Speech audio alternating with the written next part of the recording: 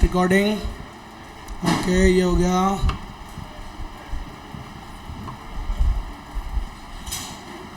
– 1947 से 1991। देखो ये टॉपिक तो आप समझ ही रहे होगे, ये मेरे साथ साथ ही चल रहा है और साथ साथ ही खत्म करते जाओ, इनको फिर रिवीजन के लिए टाइम नहीं मिलेगा, ये मेरे साथ साथ खत्म करते जाओ, ठीक है। चलो, इंडियन इकोनॉमी 1947 से 1991। तो जैसा मैंने अभी आपको बताया कि इंडियन इकोनॉमी में उस टाइम पे क्या चल रही थी, literacy rate was very low. भाई जब हमारा देश आज़ाद हुआ, literacy rate was very low as 18% और 32 साल लाइफ एक्सपेक्टेंसी चल रही थी। सो इंडिया की जो पॉवर्टी थी वो बहुत ज़्यादा थी। It was not just in income, in terms of income, but also in terms of human capital, क्योंकि जो ह्यूमन कैपिटल थी, ह्यूमन कैपिटल किससे मिलकर बनती है? बेसिकली दो एलिमेंट्स, एजुकेशन, हेल्थ, दोनों ही खराब। एजुकेशन तुमको बोल दिया 18% लिटरेसी रेट है, पहले तो यही खराब। दूसरी बात तुम्हें बोला 32 साल में आदमी मर रहा है, तो इसका मतलब हेल्थ भी खराब। तो ह्यूमन कैपिटल की क्वालिटी भी खराब थी, खत्म थी, हालत थी, और इन टर्म्स ऑफ इनकम भी हमारे देश में गरीबी थी। क्लियर है? सो फॉर हिस्टोरिकल रीजंस, इन्हीं रीजंस की वजह से हमने क्या चूज किया? Nehruvian model, which was about basically social and economic redistribution. ये याद रखिएगा, काफ़ी काम की बात है, ठीक है सर। उसके बाद हमने क्या अडॉप्ट किया? सेंट्रलाइज्ड इकोनॉमिक प्लानिंग करेंगे सर, ठीक है। सेंट्रलाइज प्लानिंग करेंगे, सबकी 5 ईयर प्लान्स बनाएंगे, सारा खेल उससे चलेगा, ऐसा हमने काम स्टार्ट कर दिया। सो इकोनॉमिक पॉलिसी स्टार्टेड, हमने स्टार्ट कर दिया, ठीक है। सो इकोनॉमिक पॉलिसीज जो भी हमने बनाई, अब सुनिएगा, इकोनॉमिक पॉलिसीज हमने जो भी बनाई वो क्या सोच के बनाई, ठीक है। Economic growth accompanied by equity and distributive justice, 3 बातें याद रखिएगा। उस टाइम पर हमने आज़ादी के बाद 1947 से जो 1991 जो भी हमने इकोनॉमिक पॉलिसीज बनाई, नेहरूवियन मॉडल या कुछ भी बोल लो आप, सेंट्रलाइज इकोनॉमिक प्लानिंग करी, उनमें 3 मुद्दे हमने अपने दिमाग में साफ रखे। क्या? कि हमको क्या चाहिए? ग्रोथ चाहिए। कौन सी ग्रोथ? Economic growth. प्लस हमें क्या चाहिए भैया? इक्विटी चाहिए, सभी जगह ग्रोथ होनी चाहिए, ये बात भी हमको चाहिए। इक्विटी मतलब सभी की इनकम होनी चाहिए। प्लस क्या चाहिए? समाज में डिस्ट्रीब्यूटिव जस्टिस होना चाहिए। ऐसा नहीं कि जो सब फ्रूट्स हैं वो सिर्फ किसके हाथों में आए? रिच के हाथों में, और गरीब के हाथों में कुछ ना पहुंचे। तो सर इसीलिए तो हमने क्या चूज़ किया सर? नेहरूवियन मॉडल चूज़ किया, ताकि इकोनॉमिक ग्रोथ भी चाहिए थी with economic growth with equity and justice. Clear है क्या? ये काफ़ी इंपॉर्टेंट है भाई, बोल रहा हूँ, ठीक है। उसके बाद आप जानते हो सब लोग, प्लानिंग कमीशन को बनाया गया 1950 के अंदर, ठीक है, और 5 ईयर प्लानिंग हमने स्टार्ट कर दी, ठीक है। 5 ईयर प्लान्स हमने डेवलप भी किए, इम्प्लीमेंट भी किए, ठीक है। चलो उसके बाद में the concept of plan modernisation, एक कॉन्सेप्ट आया उसी टाइम पर, एक प्लान मॉडर्नाइजेशन मतलब क्या मतलब होता है इसका? Systematic planning to support industrialisation. तो भाई गवर्नमेंट को रियलाइज हुआ कि यार हमारे यहाँ पे इंडस्ट्रीज तो वैसे भी कुछ नहीं थी, कल हमने पढ़ा था at the time of independence हमारी बेयरली कितनी थी इंडस्ट्रीज का कॉन्ट्रीब्यूशन? क्या था? 7%। याद करो, बेयरली रीच 7%। हमारी टोटल जीडीपी में इंडस्ट्रियल कंट्रीब्यूशन वो 7% भी नहीं था। तो हमने क्या किया? जैसे ही उसके बाद हमें टाइम मिला तो हमने भैया प्लान मॉडर्नाइजेशन किया। नाम में ही है plan modernisation. So it is, नाम प्लान मतलब सिस्टमैटिक प्लानिंग करनी है सर। तो हमने सिस्टमैटिक प्लानिंग करी to support our industrialisation. Clear है क्या? ठीक है। उसके बाद देखो क्या लिखा है, यहाँ से खेल स्टार्ट होता है। मैंने कोशिश यही करी है इन नोट्स को इस तरीके से हाईलाइट करने की जैसे आपको लिटरली यहाँ होते तो करवाता, ठीक है। उसके बाद सबसे पहला इंडस्ट्रीज को सपोर्ट करने के लिए गवर्नमेंट ने पहला रेजोल्यूशन पास किया which is called IPR 1948, industry policy resolution आया। और इस रेजोल्यूशन में मेनली चीज़ क्या थी? इस रेजोल्यूशन ने मेनली क्या बात बोली थी? To expand the role of public sector. हर चीज़ में बोला यार पब्लिक सेक्टर का रोल क्या होना चाहिए? एक्सपैंडेड होना चाहिए, ठीक है। और प्राइवेट सेक्टर को क्या करना था? लाइसेंसिंग के थ्रू इन्होंने कंट्रोल किया। सो दिस IPR जो इंडस्ट्री पॉलिसी रेजोल्यूशन पास हुआ 1948 में, उसके मेन 2 ही मुद्दे थे। किसका रोल बढ़ाओ? पब्लिक सेक्टर का, हर चीज़ में गवर्नमेंट की इंडस्ट्री चालू कर दो। और प्राइवेट सेक्टर को रेगुलेट किया इन्होंने, कंट्रोल किया किसके थ्रू? लाइसेंसिंग सिस्टम के थ्रू, लाइसेंस लगा के हर चीज़ में। क्लियर है? और इसकी वजह से क्या हुआ? स्टेट मोनोपोली, हर चीज़ में गवर्नमेंट ने अपने अपने बिजनेस खोल डाले। Atomic energy, arms, communication, ammunition, railways, power generation, सब चीज़ों में गवर्नमेंट ने अपने अपने बिजनेसेस सेटअप कर दिए। 90% of those businesses were running under losses. 90% वो सारे घाटे में ही चलते थे, इक्का दुक्का कोई ठीक ठाक चलते थे, जो मैंने आपको हमेशा बताया। जैसे कि अब आप भी जानते हो किसी गधे को भी दे दो वो बिजनेस तो भी प्रॉफिट में चलेंगे। जैसे ऑयल ड्रिलिंग, पेट्रोलियम वाले, ये तो सर बढ़ता हुआ डिमांड है, यहाँ तो कोई रुक ही नहीं सकता, किसी बंदर को भी उठा दोगे वो भी प्रॉफिट में चलेगा, कोल इंडस्ट्रीज प्रॉफिट में चलेगा सर। सन भाई क्या मेरी बात, तो ये तो रुकने थे ही नहीं, लेकिन अब उसके अलावा बाकी 90% of the business running under huge losses. Clear, ठीक है। तो ये क्या बात याद रखने की है इसमें, इस पैराग्राफ में मेनली इंडस्ट्री पॉलिसी रेजोल्यूशन पहला कब आया 1948 में, उसमें क्या बात थी, दो, expand the role of public sector and regulate करो प्राइवेट सेक्टर को बाय लाइसेंसिंग। क्लियर, मेरे से पूछ ले कर रहे हो ये लाला, चल कर लेकिन चलो वापस से वही बात फिर से सर, जो पॉलिसीज आई 1950 में they were guided by two economic philosophies, उनके पीछे दो इकोनॉमिक फिलोसफीज थी। वो क्या, नंबर वन, क्या बनाना है, कैसी समाज बनाना है, हमें एक सोशलिस्टिक सोसाइटी बनानी है जहाँ पे सभी का वेलफेयर हो, इंसाफ हो, जस्टिस हो, इक्विटी हो, ऐसी हमें सोसाइटी बनानी है। क्लियर है। हमने जो पॉलिसीज बनाई उस टाइम पे सरकार ने, उनकी क्या मेन फिलोसफीज थी, एक तो यही थी कि समाज में बराबरी हो, इकोनॉमिक जस्टिस हो, इक्विटी हो, और साथ में गांधीयन फिलोसफी भी हो। Gandhian philosophy was basically small scale, रोता रहता था वो विलेज के बारे में, village cottage industry, small scale industry, इनके बारे में वो रोता था। तो ठीक है भाई, जो क्या नाम थे अपने नेहरू जी, उन्होंने उस वाले मॉडल को भी फॉलो किया। तो उनकी दो फिलॉसफी चली, एक सोशलिस्टिक मॉडल बनाना है, socialistic society with emphasis on heavy industry, याद रखिएगा। तो दो फिलॉसफी थी दिमाग में, पॉलिसीज जितनी भी बनी उनके पीछे दो फिलॉसफीज रही, एक कि क्या बनाना है समाज को, एक सोशलिस्टिक सिस्टम बनाना है, सोशलिस्टिक समाज बनाना है, प्लस हैवी इंडस्ट्रीज पे फोकस करना, हैवी इंडस्ट्रीज बड़ी बड़ी, एंड साथ में अब गांधी भी बोले बोले ए मेरी भी भाई है कि नहीं, मैंने सपोर्ट किया ना तेरे को, तो मेरी वाली इंडस्ट्रीज भी ले लो। तो भाई ठीक है, उसने बोला ठीक है डोकरे तेरी भी ले लेते हैं, स्मॉल स्केल और कॉटेज इंडस्ट्री को भी उसने ले लिया। इसी को बोलते हैं गांधीयन फिलोसफी। आई के बाद समझ, नंबर तो नहीं कटवाओगे ना, ठीक है भाई। उसके बाद पहला इंडस्ट्री पॉलिसी रेजोल्यूशन है 1948 में, दूसरा कब आया 1956 में। अब ऑब्वियसली अगर पहला वाला सब सही से इंप्लीमेंट हो जाता तो दूसरे की जरूरत ही नहीं पड़ती, फिर भी लेकिन दूसरा आया, क्यों आया दिस, अब याद रखना इस रेजोल्यूशन में क्या क्या हुआ वो याद रखना है, मेन काम। It supported enormous expansion of the scope of public sector, और ज्यादा पब्लिक सेक्टर को एक्सपैंड करने के लिए इसने बोला कि और बढ़ाओ पब्लिक सेक्टर को, रोल को। क्लियर है क्या? एक ही वर्ड सुनाई दिया आपका, इंडस्ट्रियलाइजेशन, उसके आगे वाला क्या है?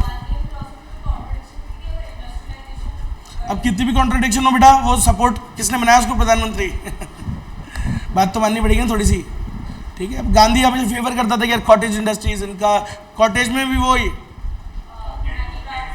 चरखा, अरे ब्रो चरखा चलाते थे मैं क्या ही बोलूँ अब, फॉरेनर बेब्स को बगल में बिठाते थे और उन्हें चरखा चलाना सिखाते थे, बोला let me show you how to start चरखा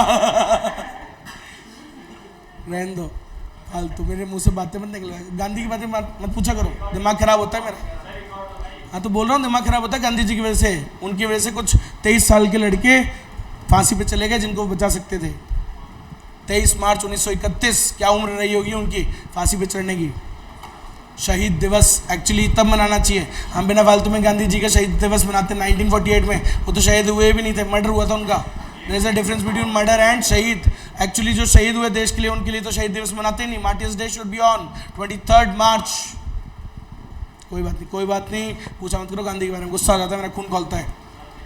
हाँ भाई सुनिएगा, तो इंडस्ट्री पॉलिसी रेजोल्यूशन कब आया? 1956 के अंदर, 1956 में आया, और it supported the enormous expansion of public sector. याद रखिएगा, गांधी जी नहीं होते तो आज बंटवारा नहीं होता, बंटवारा नहीं होता तो आज वो बेब्स पाकिस्तान वाली यही होती ऐसा मैं नहीं बोलता, पता नहीं कौन बोल रहा है मेरे मन में, तो ध्यान दीजिएगा सब लोग। खैर ये सब फालतू की मजाक है, लेकिन डेवलपमेंट होता, रिसोर्सेज बटे ना, क्या हुआ, बंटवारा हुआ देशों का, रिसोर्सेज बढ़ गए बिना फालतू में। आज अगर वो पावर इकट्ठी होती तो शायद हम बहुत पहले हम क्या बन चुके होते, सुपर पावर बन चुके होते। सही बात है। देखो प्राइवेट इन्वेस्टमेंट्स वर डिस्करेज्ड, तो इंडस्ट्री पॉलिसी जो रेजोल्यूशन आया उसमें रोल को बढ़ा दिया, पब्लिक सेक्टर के रोल को तो और बढ़ा दिया, और प्राइवेट इन्वेस्टमेंट्स को डिस्करेज करने लग गए। ठीक है, सुनिएगा, India followed up open foreign investment policy, उसके बाद ओपन ट्रेड पॉलिसी और ओपन फॉरेन ट्रेड पॉलिसी इन्होंने चालू करी। क्लियर है। अब बैलेंस ऑफ पेमेंट, अब सुनो उसके बाद क्या हुआ, इन्होंने चालू कर दिया, बोला ठीक है हम देश के अंदर ओपन ट्रेड करेंगे, दूसरे देशों से आएगी हमारे यहाँ फॉरेन इन्वेस्टमेंट आएगी। So we started inviting them कि आओ इन्वेस्ट करो और ये सब, लेकिन फिर भी हमारे देश में एक बैलेंस ऑफ पेमेंट आ गया भाई साहब, बैलेंस ऑफ पेमेंट क्राइसिस हो गया, याद रखिएगा, एक बैलेंस ऑफ पेमेंट क्राइसिस हो गया। क्या होता है बैलेंस ऑफ पेमेंट क्राइसिस?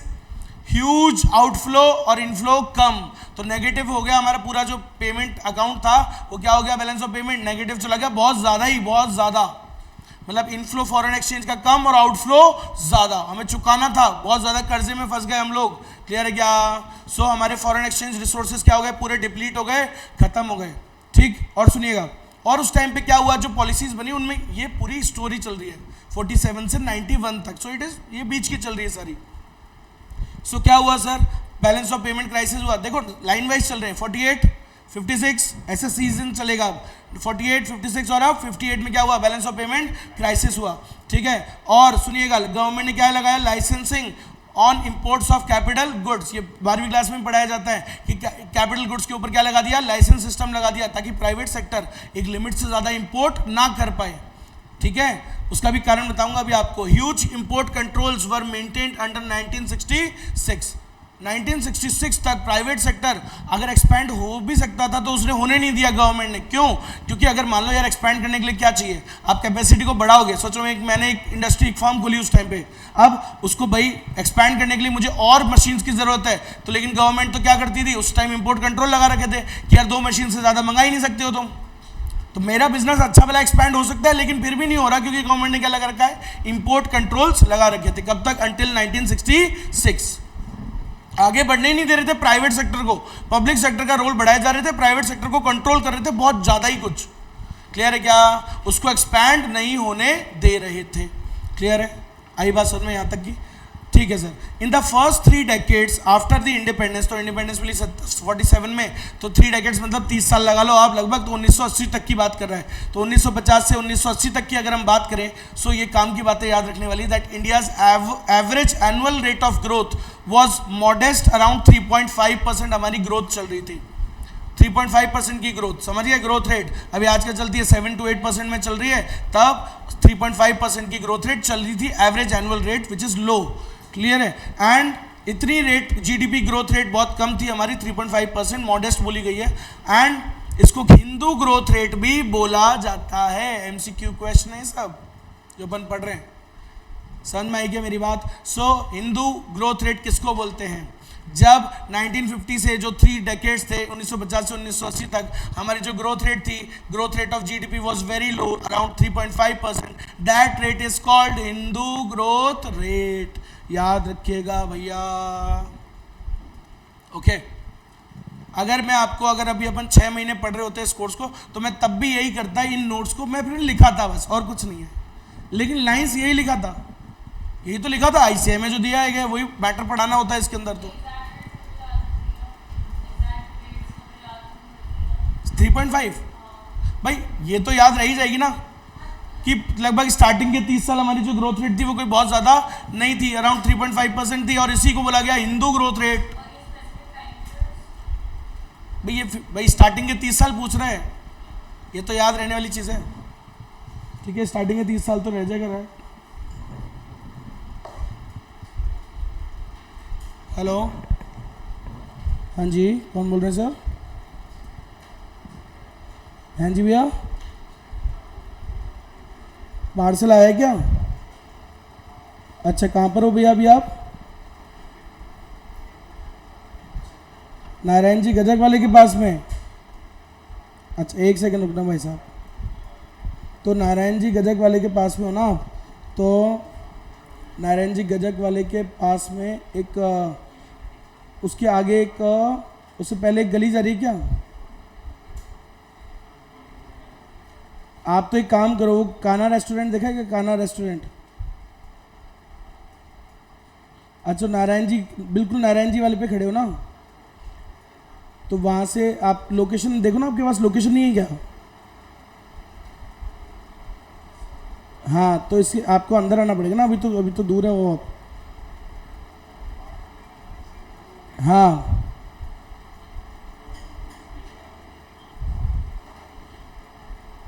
विजय द्वार का गेट है, वो हनुमान जी का मंदिर आएगा ना, उसके आगे एक हनुमान जी का मंदिर आता है मेन रोड पे, हाँ ना, उस रोड के अंदर अंदर जाओगे ना तो लगभग अंदर 200-300 मीटर चलोगे तब आपको वहाँ पे एक शिव जी का मंदिर आएगा, है ना, ठीक है। वहाँ पे एक बार पहुँच के फ़ोन करो मेरे को, शिव जी के मंदिर पे आके एक बार ना। इसको भी अभी मिला डिलीवरी का टाइम खोटी करने के लिए दुनिया लोग पैदा हो जाते हैं। तो देखो, हाँ भाई, फटाफट समझ में आया। हिंदू ग्रोथ रेट किसको बोला, समझ में आ गया, ठीक है। देखो इधर, उसके बाद में क्या बोल रहा है, while agriculture was not neglected the thrust and mainly किस पे फोकस था गवर्नमेंट का, हैवी इंडस्ट्रीज बोला ना उसने, हैवी इंडस्ट्रीज पे मेन फोकस था, capital intensive projects, dams, power plant, heavy industrialisation rather than consumer goods. The main focus was of the government was heavy industries to develop heavy industries, not consumer goods. Clear, वो तो fact है ही। सुनिएगा, the major shift in Indian economic strategy was in mid 1960s। थोड़ा एक major shift, अगर मैं बोलूँ ना आज़ादी के बाद तो ऐसा कुछ हमने ऐसा कोई 30 मारे नहीं, लेकिन 1960 के मिड में, मतलब 60s के मिड 90 क्या हुआ, 65, 66, 67, यहाँ पे कुछ बड़ी चीज़ें हुई। याद रखो, आपको भी 12th में पढ़ाया होगा, एग्रीकल्चर का भयंकर डेफिशिएंसी पड़ गया था। एग्रीकल्चर, क्योंकि हमारी पहले देखो हम प्रायोरिटी दिए ही नहीं उसको, हमारी पूरी प्रायोरिटी क्या चल रही है, हैवी इंडस्ट्रीज। एग्रीकल्चर पे हमने ध्यान दिया नहीं, मॉडर्नाइजेशन किया नहीं एग्रीकल्चर का, ठीक है। सो हमारा एग्रीकल्चरल आउटपुट वाज वेरी लो, बहुत ज़्यादा लो था, और हमारा इतना पुअर आउटपुट था कि हम जो खाने वाली चीज़ें, फूड ग्रेन्स भी थे, उसके लिए भी हम मोहताज हो गए। And we were dependent on USA, और यूएसए हमको उस टाइम पे चावल और गेहूँ दे रहा था, ठीक है। और सेम टाइम पे लड़ाई चल रही थी पाकिस्तान के साथ, 61-62 वॉर हुई थी हमारी, और पाकिस्तान क्योंकि पाकिस्तान का फेवर करता था यूएसए, तो जब भी हम उससे लड़ाई जीतने वाले होते थे और जीती जाते थे, तब भी जब को हमको कौन विड्रॉ करने के लिए मजबूर करता था, यूएसए में बोलता था, बोला यार नहीं बोलता था, बोला 2 मिनट में खाली करो, पाकिस्तान की जगह कोई कब्जा नहीं होगा, अदरवाइज खाने के लिए मोहताज कर दूंगा, गेहूँ चावल कुछ नहीं दूंगा। इतनी ज़्यादा हमको वो धमकी देने लग गया, और तब हमें रियलाइज़ हुआ हमारी खुद की गलती कि हमने एग्रीकल्चर को डेवलप नहीं किया इन सालों में, समझ गए। सो तब हमें अपनी गलती रियलाइज हुई, एंड फिर हमने क्या किया, हमने कसम खाई कि अमेरिका को औकात दिखाएंगे, और फिर हमने क्या किया भाई साहब, और उसके बाद हमने क्या किया, ग्रीन रेवोल्यूशन किया। क्या किया भैया, ग्रीन रेवोल्यूशन। बेसिकली कब किया, 1967 में। कब किया, 1966, 67, 68 की बात है ये बेसिकली। एक सेकेंड, हाँ भैया, हेलो,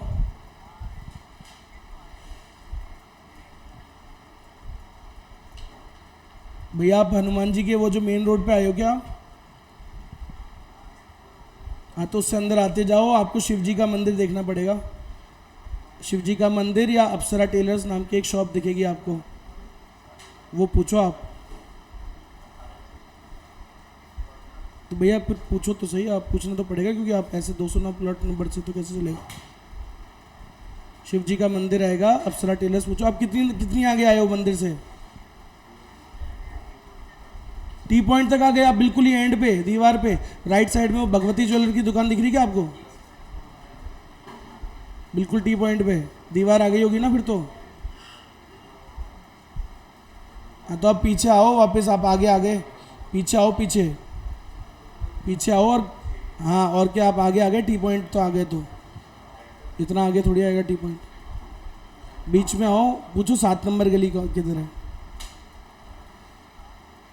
हाँ जी भाई साहब, आपके पास एड्रेस नहीं आया क्या, मेरे पास कल तो मेरे घर पे आया है वो सामान, थोड़ा तो एड्रेस आया होगा ना कुछ तो, लोकेशन देखो ना आप, एक बार देखो। हाँ आप तो उसी में पूछो, 7 नंबर गली है, अप्सरा टेलर दिख जाएगा कोने पे, उस वाली गली में जाना है ना। मैं क्या अभी काम पे हूँ, मेरे को अब मैं बार फ़ोन नहीं उठा सकता, एक बार आप पहुँचो वहाँ पर, अप्सरा टेलर पे पहुँचो। गाली नहीं बक सकती मैं तो, लोकेशन दी जाती काइकली है, काम डिलीवरी का, लोकेशन नहीं समझ में आती, जिसमें मेन लोकेशन है। चलो देखो फटाफट। हेलो, हाँ सर मैं तो वो पूछ रहा था आपकी 4 बजे कोई क्लास तो नहीं, क्योंकि मेरी क्लास ले रहा था ना मैं इनकी फाउंडेशन वालों की, 5 बजे है ना आपकी आज। 6 बजे की है इनकी क्लास फाउंडेशन वालों की। अच्छा अच्छा अच्छा ठीक है सर, ठीक है। अच्छा अच्छा ठीक है सर, ठीक है, डन है सर। तुम तो बोल रहे थे 5 बजे क्लास है तुम्हारी। अब अकाउंट्स की थी तो अच्छा, ओके ओके ओके। मैं तो यार तो देखो देखो फटाफट फटाफट यार, अभी वो फ़ोन कर देंगे नहीं तो मैं। ये तो सोमेश सर थे, इससे पहले वो डिलीवरी वाला था ना। हाँ भाई देखो इधर, एग्रीकल्चर एग्रीकल्चर क्या बोला मैंने भाई, हमारी अमेरिका हमें परेशान करने लग गया था अमेरिका।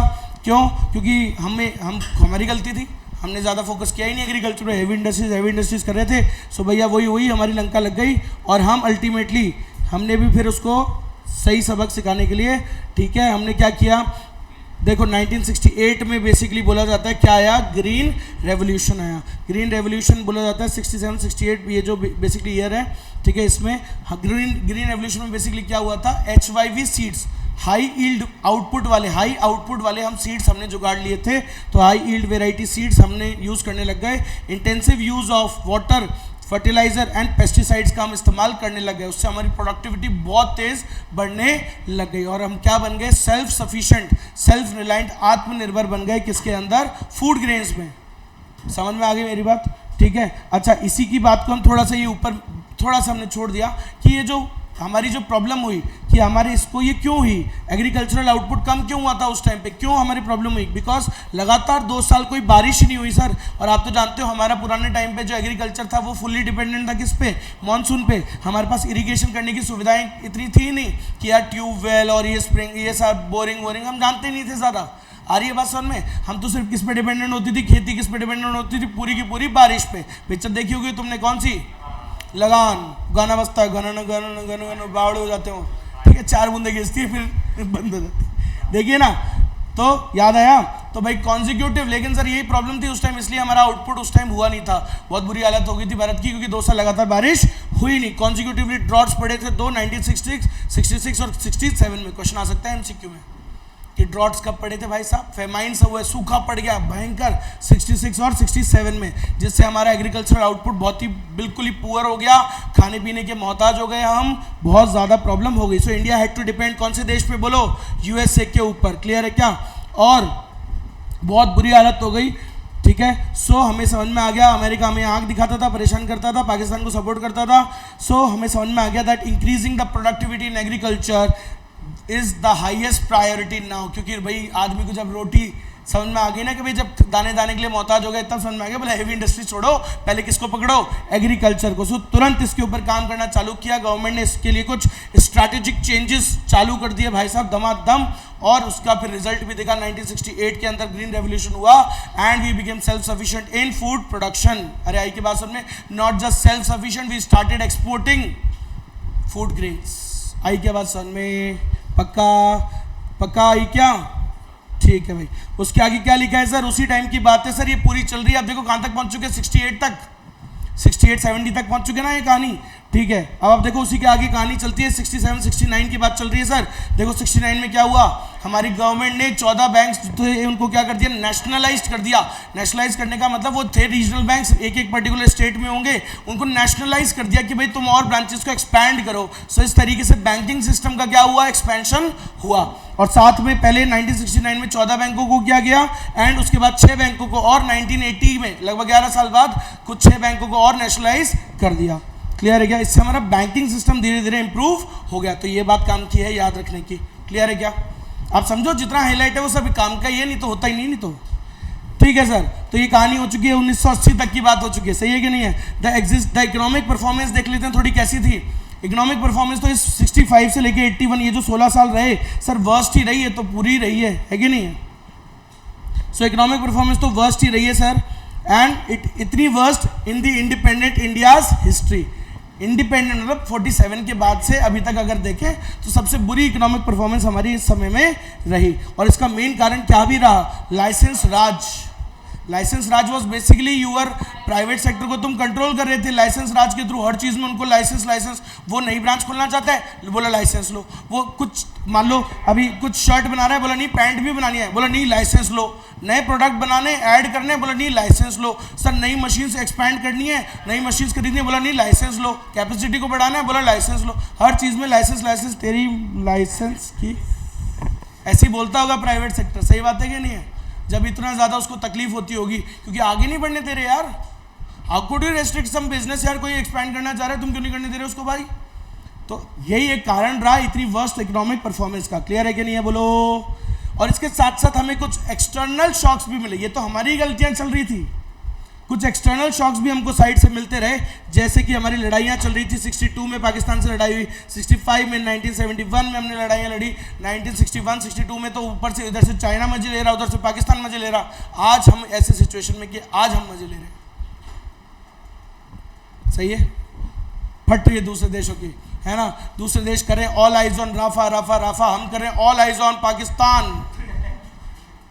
दिमाग खराब होगा तो ले लेंगे पाकिस्तान, सही है कि नहीं है? हाँ भाई, तो खैर काम की चीज़ें ले लेंगे, बाकी छोड़ देंगे। डेवलपमेंट, हाँ भाई ध्यान देना सब लोग, ठीक है? सामने। तो सर मैंने क्या बोला कि सिर्फ हमारी गलतियां तो चली रही थी, उस वजह से हमारी इकोनॉमिक परफॉर्मेंस खराब थी, लेकिन साथ में हमें क्या मिल रहे थे? कुछ एक्सटर्नल शॉक्स भी मिल रहे थे। जैसे कि एग्जांपल दिया गया 3 लड़ाइयाँ, एक शॉक थी सर। हमारा खर्चा सोचो ना, डेवलपमेंट तो रुकेगा ही ना, क्योंकि हमारे ज़्यादा से ज़्यादा पैसा इधर ही लग रहा था डिफेंस सिस्टम में, बार बार इधर खर्चा हो रहा है। ऊपर से साथ में क्या चल रहे थे? Major droughts. सोचो जीडीपी की तो छोटी बड़ी वैसी हो जाएगी, सही है कि नहीं? कैसे? क्योंकि सर उधर से हमारा पैसा ज़्यादा से ज़्यादा कहाँ लग रहा है? उधर लग रहा है। तो सर इकोनॉमी में वापस रोटेट हो ही नहीं रहा ना, इट्स लाइक अ लीकेज। भाई नॉर्मली अगर सोचो, मैं अगर किसी से चिप्स खरीद रहा हूँ तो मैं उसको पैसे दूंगा और फिर से वो पैसे रोटेट होगा, सही बात है कि नहीं है? लेकिन सर वो रोटेट हो ही नहीं रहा ना, वो तो लड़ाई में जा रहा था। समझ में आ गई मेरी बात? तो लड़ाइयाँ चल रही थी, साथ में 3 बातें याद रखिएगा। लड़ाइयाँ चल रही थी, साथ में जो ड्रॉट हो गया 2 साल, प्लस साथ में क्या हुआ? Oil shocks of 1973 and 1979। Oil shocks हो रहे थे, मतलब बेसिकली जो तेल एक्सपोर्ट करने वाली कंट्रीज हैं वो लड़ रही थी आपस में, तो उसकी वजह से इंटरनेशनल मार्केट में तेल के दाम छलांग मार रहे थे तगड़े वाले। तो इस वजह से भी हमारा काफ़ी नुकसान हो रहा था, क्योंकि हर चीज़ चल रही थी किससे? तेल से। ट्रेनें चल रही है तेल से, पावर जनरेशन हो रही है तेल से, ठीक है? और गाड़ियाँ चल रही है तेल से, देश चल रहा है तेल से, अभी तक भी चल रहा था तेल से, समझ रहे हो ना आप? तो सर ये ऑयल शॉक्स तो और ज़्यादा नुकसान कर रहे थे। कुवैत, इराक, इन सब देशों में लड़ाई कुछ ना कुछ होते रह रहा था बार बार। तो ये ऑयल शॉक्स, इससे इंटरनेशनल ऑयल मार्केट जो था वो ज़्यादा बार बार रेज हो जाता था, है ना? एक सेकंड, हाँ मम्मी, हाँ कुरियर आया वो ले लो यार, सामान जो भी आया, पैसे नहीं देने, लेने सिर्फ।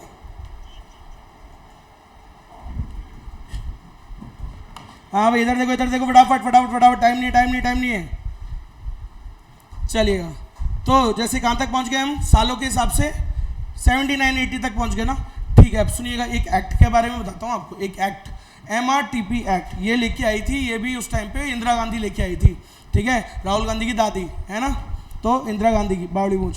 सो MRTP एक्ट, क्या नाम है उसका? फुल फॉर्म याद रखिएगा।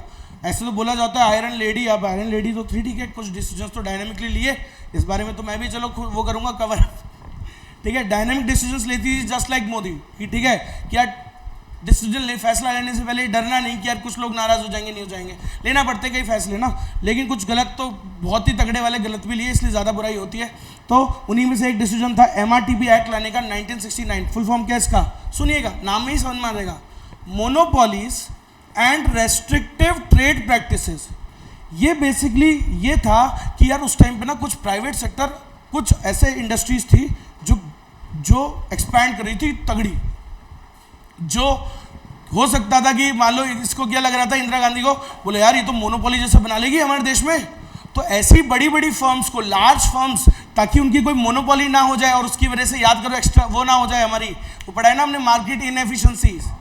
तो ऐसा इसका कहना था कि इसलिए इसने फिर एक एक्ट बनाई जिसका नाम था monopolies and restrictive trade practices act, जिसके अंदर जो बड़ी बड़ी फर्म्स है, लार्ज फर्म्स, उनको बहुत एक्सपैंड करने से कंट्रोल किया उसने, कंट्रोल्स लगा दिए ताकि वो ज़्यादा एक्सपैंड ना हो। तो इसके लिए एक्ट बना दिया, इसका नाम क्या था 1969 MRTP एक्ट। लेकिन आप एक बार बताओ, बढ़ते हुए बच्चे को रोक रहे हो आप, गलत है ना सर। फिर आप कैसे बोल रहे हो इकोनॉमिक डेवलपमेंट कैसे होगा, प्राइवेट सेक्टर को आप रोक रहे हो, आगे बढ़ रही है वो इंडस्ट्रीज, कुछ प्राइवेट इंडस्ट्रियलिस्ट अच्छा कर रहे थे उनको आगे नहीं बढ़ने दे रहे हो, देश प्रगति कर रहा है आगे नहीं बढ़ने दे रहे हो इस एक्ट के थ्रू। अरे आई के बात समझो, तो ये गलत थी।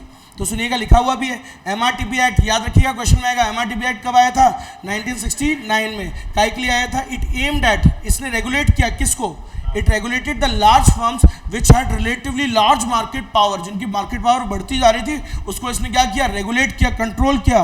कैसे, लाइसेंसिंग लगा दी, capacity addition, merger acquisitions, sir ये सब करने पे इन्होंने क्या लगा दी, रोक लगा दी थी, बहुत ज़्यादा रेगुलेट किया। समझ में आई क्या मेरी बात को, अरे बोलो भैया, बेसिकली वही था, इनको आगे नहीं बढ़ना देना चाह रही थी वो, ठीक है। उसके बाद ध्यान दीजिएगा सब लोग, तो 1969 तक की बात हो चुकी है भैया, है ना। और सुनिएगा उसी समय की बात है कि सुनो 1967 में क्या हुआ, देखो, this policy excluded all big firms from labour intensive industries. सुनिएगा, और ज़्यादा कानून जो है लेबर लॉज, मतलब उस टाइम की जो पॉलिसीज़ की बात चल रही है 47 से 91 तक के बीच की, तो उस टाइम पे जो पॉलिसीज़ आई 67 के बाद कह लो आप, ये उस टाइम पे जो पॉलिसीज़ आई 70 के दशक में, बेसिकली कंज्यूमर जो लेबर लॉज थे, लेबर लॉज को इन्होंने बहुत ज़्यादा स्ट्रिंजेंट बना दिया। स्ट्रिंजेंट का मतलब भाई साहब इतने तगड़े कि यार अगर लेबर के साथ तुमने कुछ भी, मान लो उसको कुछ ने कोई शिकायत विकायत कर दी तो बोले यार 1 करोड़ की पेनल्टी लगा देंगे, समझ रहे हो, इतने ज़्यादा सख्त बना दिए कि प्राइवेट सेक्टर की फर्म्स ये सोचने लगी, बोले यार छोड़ो यार, लेबर लॉज वाले, लेबर इंटेंसिव वाले काम ही नहीं करना साला, हम तो कैपिटल इंटेंसिव वाले काम करेंगे। फिर कोई यार ऐसे कोई मजाक चल रहा है कि लेबर लॉज इतने थोड़ा सख्त होते हैं, कोई labour unions were so encouraged उस टाइम पर, ज़्यादा मोटिवेटेड, ओवर मोटिवेटेड बोलूँगा, मोटिवेटेड नहीं, क्या थी, कुछ ज़्यादा ही ओवर मोटिवेटेड, समझ गए। वही पिक्चरों में दिखाते ना अमिताभ बच्चन की, आता है गेट खोलते हुए, वो जो होता है ना उसकी केबिन में जाता है, लात मारते हुए और उसकी टेबल पे पैर रख के वो उठता है, बिल्ला नंबर 786, हाँ, तो वो देखा है ना तुमने खेल, वो उसी टाइप की पिक्चरें हैं ये। Labour unions were so highly motivated, over motivated भाई साहब। तो सर प्राइवेट सेक्टर जो था वो पहले ही डर गया, बोले यार मजाक चल रहा है कि इतने थोड़ी लेबर लॉज स्ट्रिंजेंट होते हैं। तो उन्होंने ज़्यादा फिर क्या किया,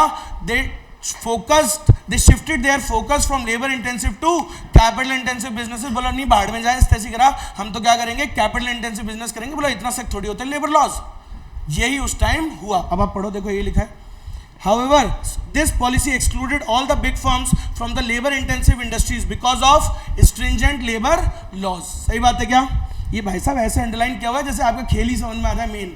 सो लेबर लॉज इतने स्ट्रिंजेंट थे कि उन्होंने क्या किया, all the big firms they decided to shift, they excluded the कौन सी इंडस्ट्रीज, लेबर इंटेंसिव इंडस्ट्रीज में उन्होंने काम करना ही बंद कर दिया, and they were discouraged from the labour intensive industries. So ज़्यादा से ज़्यादा कौन सी इंडस्ट्री होने लगे, देखो मैंने ऊपर हाईलाइट किया हुआ है, हाईली कैपिटल इंटेंसिव सेक्टर ज़्यादा बढ़ने लगा, क्योंकि सरकार की गलती थी, इनकी कोई गलती नहीं थी। अरे अब बोलो आई कि नहीं आई बात, समझ सच्ची सच्ची बताओ, पक्का ना। तो सर इसी के साथ आपका 1980 तक का काम खत्म हुआ है, सिर्फ अभी 1980s तक का, ठीक है। सर ऑनलाइन लेंगे या ऊपर से, 5 से कितने तक है, 1980s से पहुंचना है बस हमको, थोड़ा सा बचा है। ये आज का था, कल का तो खत्म कर दिया हमने, ठीक है। चलो ठीक है, अब ज़्यादा नहीं है, कल कर लेंगे। समझ में आया सभी को, पक्का, ठीक है ठीक। कोई 4 दिन लगेंगे इसको, 4 लेक्चर्स में खत्म, अब 3 लगेंगे, अब 3 लेक्चर्स 3 घंटे मान लो खत्म, ये पूरे चैप्टर खत्म। बड़ा 30 पेज का चैप्टर है, लेकिन इसके नंबर है ना 99% फुल आएंगे इसमें। सारी बातें पढ़ रहे हैं, क्या छोड़ रहे हैं अपन, ये ICI मॉड्यूल खोल के पढ़ रहे हैं, सीधा सीधा कुछ भी नहीं छोड़ रहे, सब आएगा उसी में से ही, ठीक है। चलो तो ऊपर जा रहे हैं ना, ऊपर जा रहे हो, ठीक है ठीक है ठीक है बेटा, मीटिंग एंड कर रहा हूँ, अभिषेक सर की मीटिंग एंड ज्वाइन करेंगे फिर सब लोग।